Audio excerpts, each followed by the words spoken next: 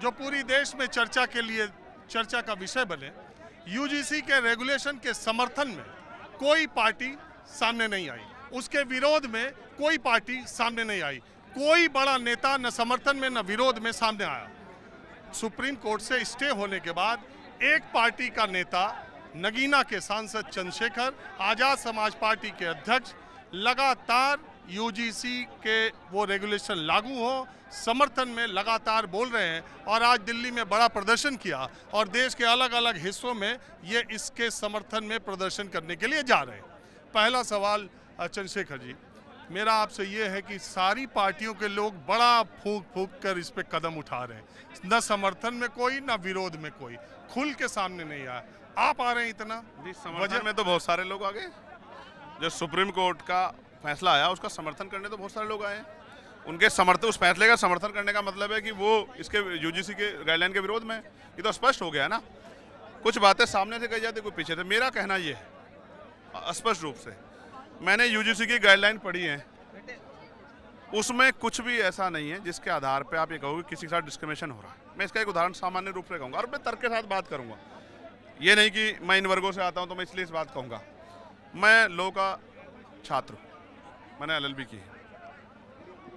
मैंने जब उसको पढ़ा, उसमें एससी, एसटी, ओबीसी के साथ दिव्यांगजन, महिलाएं और आर्थिक आधार पे कमजोर वर्गों के लोगों को भी उद्देशिका में रखा है। एक बात, जाति के आधार पे भेदभाव एससी, एसटी, ओबीसी के साथ ही हो सकता है, ये बात स्पष्ट है। और ये मैं नहीं कह रहा, ये डेटा कह रहा है कि जाति के आधार पे सामान्य जाति के साथ कभी भी कोई भेदभाव नहीं हुआ हो तो उसके कुछ आंकड़े किसी के पास होंगे। एक बात। दूसरी बात, आप कह रहे हैं कि इसमें प्रावधान नहीं है कि अगर गलत कोई एप्लीकेशन कर देगा, गलत कोई वो करेगा, किसी कंप्लेन करेगा तो उस पर उसको जो है उसके खिलाफ कार्रवाई का वो नहीं है। तो मैं पूछना चाहता हूं, देश के किस कानून में कोई ऐसा कानून आप मुझे बताओ जिसके साथ ये प्रावधान जुड़ा हो। मैं तो कह रहा हूं सबके साथ जोड़ दो, 302 के साथ जोड़ दो। सीबीआई जो झूठे मुकदमे करती है, ईडी जो करती है, एनआईए जो करती है, तमाम उनके कन्विक्शन रेट देख लो। 498 को तो सुप्रीम कोर्ट ने कहा कि ये टेररिस्ट एक्ट है, ये बात कही सुप्रीम कोर्ट ने 498A पे। और जब गुजरात सरकार गई कि साहब 498 को कमजोर कर दो, इसमें गिरफ्तारी नहीं हो चाहिए, तो वही हाई कोर्ट कहता है कि नहीं, हम ऐसा नहीं कर सकते हैं। इतने कोई कानून नहीं है, इसका दुरुपयोग नहीं हो सकता। लेकिन 2012 से गाइडलाइन बनी थी, उसमें प्रावधान था कि अगर कोई झूठी शिकायत करेगा तो उसके खिलाफ कार्रवाई होगी।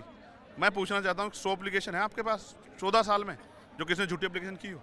ये एक बहुत बड़ा प्रश्न चिन्ह है उन बच्चों पे जो पढ़ने जा रहे हैं कि वो किसी पे आरोप लगाने के लिए जा रहे हैं।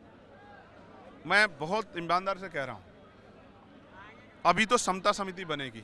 एक सवाल ये आया कि भाई उनमें सामान्य जाति का प्रतिनिधि रखा। मैं आपसे कह रहा हूँ 45 सेंट्रल यूनिवर्सिटियाँ हैं, यूजीसी का उन्हीं पे जो है, यूजीसी के अंडर में है वो। उनमें से 38 के जो कुलपति हैं, यानी कि जो निर्णय लेगा वो तो सामान्य जाति का ही है। 7 में एससी, एसटी, ओबीसी का। ये तो चिंता एससी, एसटी, ओबीसी को होनी चाहिए थी। कितनी कमेटियाँ बनी हैं, आज तक जो है हमारा रिप्रेजेंटेशन नहीं रखा गया, ये तो चिंता उनको होनी चाहिए थी। मतलब ये भी बात है कि आप ये मान ही के चल रहे हैं कि सामान्य वर्ग का जो है असल में जातिवाद के आधार पर शोषण वही करता है, ये भी है ना। इससे दूसरा मतलब ये निकल रहा, उसका नहीं होता। गरीब ब्राह्मण का मजाक जाति को लेकर नहीं उड़ाया जाता, राजपूत का अगर कमजोर हो तो उसका नहीं उड़ाया जाता, अगर चोटिया रखी हो तो उसका नहीं मजाक उड़ाया जाता। जाति के आधार पर कौन सी जाति है जिसका मजाक नहीं उड़ाया जाता? लेकिन वो अपनी शिकायत नहीं कर सकता किसी से, तो ओबीसी कर सकता। आपके पास 4 मामले तो होंगे जो किसी राजपूत का, किसी चोटी रखने वाले भाई का, किसी यूनिवर्सिटी में जाति के आधार पर, यूनिवर्सिटी वाला है ना ये। बाकी के लिए तो कानून है ना, आईपीसी, सीआरपीसी है ना भाई, जो बदल दी गई है ना, भारत दंड संहिता है ना। मैं भी वकील हूँ, आप पत्रकार हैं। अगर आप तथ्यों पे आओगे तो फिर जवाब नहीं बन पाएगा। सच ये है, उसके लिए कानून है। अगर कोई किसी का खेत में, कोई किसी का किसी दफ्तर में, हम तो कॉलेज और यूनिवर्सिटी में, कॉलेज में, अगर आप मुझे एक मामला दिखा दो जिसमें किसी का चोटी के आधार पे, जाति के आधार पे जो उसने चोटी रखी, किस बात पे उसका उत्पीड़न हुआ, उसे कहाँ मौका है? देखिए बात क्या कह रहा हूँ, कोई एप्लीकेशन तो होगी आपके पास जिस एप्लीकेशन का उस पर सुनवाई नहीं की गई। आप छोड़ो ना, मैं आपको एक बात बता रहा हूँ, हम नहीं कह रहे हैं कि किसी भी जाति के, मैं कह रहा हूँ ना कुछ ही लोग हैं जो इस आधार पे वो करते हैं। आपको मैं, और चलो आप बताओ, अब आप सुनना चाहते हैं। 3 दिन पहले, 4 दिन पहले एक सीओ साहब की वीडियो वायरल हुई। सीओ यानी कि एक गजेटेड ऑफिसर के लगभग बराबर।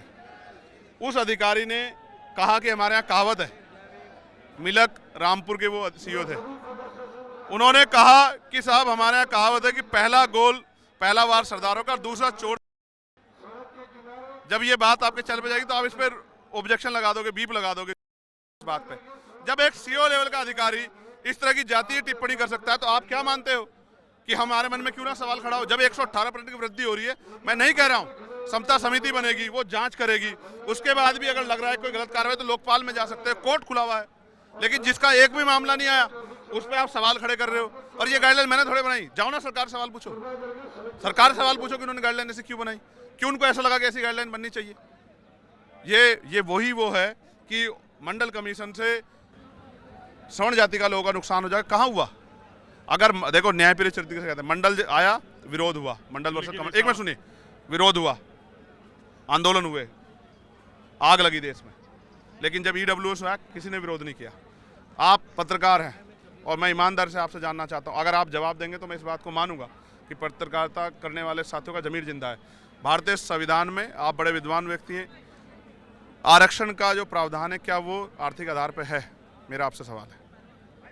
नहीं है, नहीं है, लेकिन उसे करा गया तो ना? सुप्रीम कोर्ट ने उसको डिटो किया। यस अभी अब देखो समय काल परिस्थितियों के साथ हाँ, आरक्षण भी ऐसा नहीं था कि चलते चला जाएगा। 10-10 साल में उसकी समीक्षा की बात संविधान सभा में भी कही गई थी। तो अगर समय के साथ ये लगा कि कुछ वर्ग ऐसे हैं जिसमें आर्थिक आधार भी आरक्षण का एक आधार हो सकता है तो सुप्रीम कोर्ट ने उसको माना। मैं ये मानता हूँ कि आधार आर्थिक नहीं है तो इसका मतलब सुप्रीम कोर्ट की क्या जिम्मेदारी है? सुप्रीम कोर्ट की जिम्मेदारी कानून बनाना या कानून को लागू कराना नहीं है, उसकी जिम्मेदारी है संविधान की व्याख्या करना। और संविधान में आर्थिक आधार पे आरक्षण का कोई प्रावधान नहीं। एक बात, अब आपकी बात का जवाब, जो आपने कहा कि भाई ऐसा नहीं था, तो 10 साल के लिए जो समीक्षा थी वो राजनीतिक आरक्षण की थी, वो नियुक्ति में आरक्षण की नहीं थी कभी भी। आप पढ़ लो, मेरा पढ़ा हुआ है। नियुक्ति में आरक्षण पे कभी भी 10 साल का कोई समीक्षा का प्रावधान नहीं था। कहा था जब तक गैर बराबरी रहेगी तब तक रहेगा, गैर बराबरी खत्म होगी हो तो आप और मैं बैठ के चर्चा कर। एक बात, एक मिनट, एक और आपका जवाब जो देना है, आपने कहा कि स्थिति ये थी, तो आपके पास कोई आंकड़े तो होंगे, कोई तो आंकड़े होंगे ना जिस आधार पर आप ये कह रहे हैं कि ईडब्ल्यूएस मिलना चाहिए, जो गरीब हैं स्वर्ण जाति के लोग उनकी रिप्रेजेंटेशन कम है। मैंने कहा मिला तो सुप्रीम कोर्ट ने उसको मिला, जारी रखा। मैं यही कह रहा हूँ, जैसी पैरवी हुई मैं आपसे ये कह रहा हूँ बिल्कुल स्पष्ट रूप से, क्या सरकार ने कोई तो आंकड़े जुटाए होंगे उनके जाति के जनगणना, कुछ तो आंकड़े जिसमें पता लग रहा था कि इनकी संख्या कम है इसलिए इनको देना चाहिए, कुछ तो आंकड़े होंगे।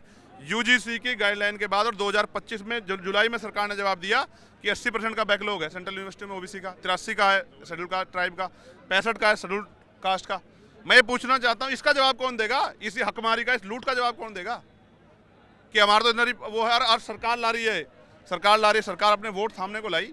अच्छा, बहुत लोग ये कह रहे हैं कि यूजीसी के रेगुलेशन 2026 के 2027 के यूपी चुनाव दिमाग में रख के पहले उन्होंने, होता है ना कि देखे तालाब में कंकड़ फेंक के इसका क्या रिएक्शन होता है, जब रेगुलेशन आए उसका विरोध धीरे धीरे सोशल मीडिया पे दिखाई दिया, फिर जमीन पर सामान्य वर्ग में, फिर मीडिया में जो फिर मीडिया में, फिर सड़क पे समर्थन वाले लोगों ने तो उसका बहुत, जब वो आया तो उसका बहुत प्रशंसा की हो, बहुत स्वागत किया हो कि बहुत अच्छा आ गया, बहुत अच्छा।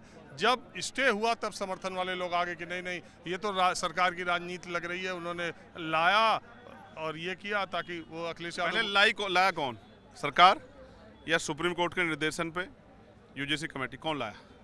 सर सुप्रीम कोर्ट के निर्देशन में यूजीसी कमेटी ने बनाया। एक बात, सरकार नहीं लाई। दूसरी बात, हम तब मानते सरकार इसको लाई है जब सरकार सुप्रीम कोर्ट में इसकी उस तरह पैरवी कर रही होती जैसे उन्होंने अपने द्वारा लाए गए सारे कानूनों की पैरवी की। सोलिसिटर जनरल कह रहे होते कि नहीं साहब ये इसमें फायदे हैं इसलिए नहीं। बीजेपी तो कहता एक प्रवक्ता इसमें अपना फायदा नहीं गिना पाया कि हम इसको क्यों लिया है, वो तो चुप थे। मेरी बहुत सारे लोगों से बात हुई तो चुप हो जाते थे क्योंकि वर्ग हित, समाज हित, जाति हित सामने आता है। मैं आपको ये बात इसलिए कह रहा हूँ भाई, सबको पता है कि कौन लाया, किसके आधार पर लाया और क्यों लूप होल रखे गए, सुप्रीम कोर्ट पर टिक ना पाए। एक ही दिन दाखिल हुआ, अगले दिन सुनवाई होगी, स्टे हो गया, सब देश देख रहा है, कोई किससे छिपा हुआ नहीं है। सरकार का क्या रुख था ये भी सबको पता है। जो सरकार बैकलॉग पूरा नहीं कर रही है वो सरकार न्याय दिला सकती है।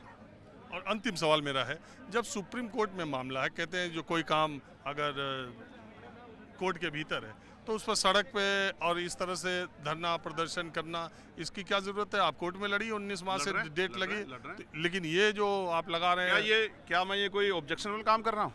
ऐसा वैधानिक है क्या अपने अधिकारों के लिए प्रोटेस्ट करना? नहीं, मैं कह रहा हूँ ये 27 की ये भी एक मुद्दा है क्या? हाँ, 27 का मुद्दा है, कमजोर वर्ग सारे एकजुट हो जाएं, सत्ता ले लें, मुद्दा है मेरे लिए।